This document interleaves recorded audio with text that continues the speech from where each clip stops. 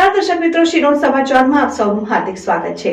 Dabhoi one વિભાગ અને nature saving ફાઉન્ડેશનની team દ્વારા 2 દિવસમાં જુદા જુદા ગામોમાંથી 3 જેટલા અજગર રેસ્ક્યુ કરવામાં આવ્યા।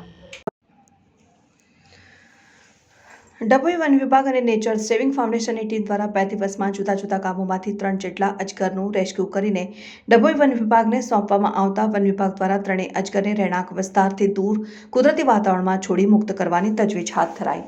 ડભોઈ પંથકમાં અવારનવાર વન્ય જળચર પ્રાણીઓ રહેણાંક વિસ્તારમાં આવી જવાની ઘટના બનતી હોય છે ને વન વિભાગ અને નેચર સેવિંગ ફાઉન્ડેશનની ટીમ દ્વારા પ્રાણીને નુકસાન ના થાય તે હેતુથી તેને રેસ્ક્યુ કરી કુદરતી વાતાવરણમાં છોડી મુક્ત કરવામાં આવતા હોય છે। ત્યારે નેચર સેવિંગ ફાઉન્ડેશન સાથે જોડાયેલા એક્ટિવ યુવાનોને છેલ્લા 2 દિવસમાં 3 જેટલા કોલ અજગર રહેણાંક વિસ્તાર કે ખેતર વિસ્તારમાં આવી ગયા હોવાના મળ્યા છે।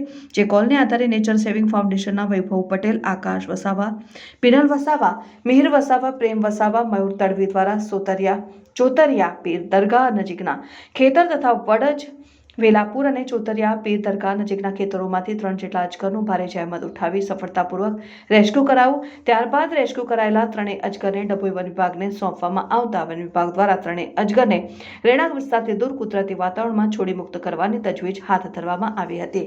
અત્રે ઉલ્લેખનીય છે કે નેચર સેવિંગ ફાઉન્ડેશનની ટીમ દ્વારા વન્ય પ્રાણીઓના રક્ષણ માટે જાગૃત લાવવા માટે પ્રયાસ પણ હાથ ધરવામાં આવ્યા। રિપોર્ટર મિત માછી, શિરોડ સમાચાર ન્યૂઝ, ડભોઈ।